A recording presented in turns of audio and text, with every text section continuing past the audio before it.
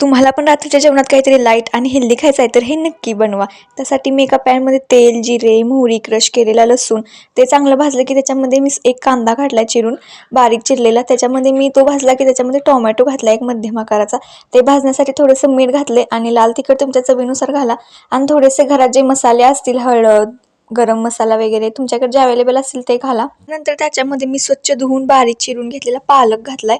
तो चांगला 50% शिजला की त्याच्यामध्ये मी एकीकडे तुरीची डाळ शिजत घातली होती एक अर्धा कप.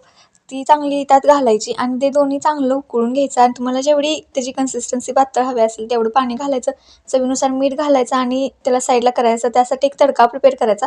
त्याच्यामध्ये जिरे, मोहरी आणि भरपूर हिंग, एक लाल मिरची घातली मी, तुमच्याकडे असेल तर घाला आणि लसूण घातला क्रश केलेला आणि थोडासा गरम मसाला घातलाय. ते उकळलं की तुम्ही ह्याला मस्त गरम गरम भातासोबत आणि तूप सोबत एन्जॉय करा. खूप भारी लागते डाळ पालक. Bye bye.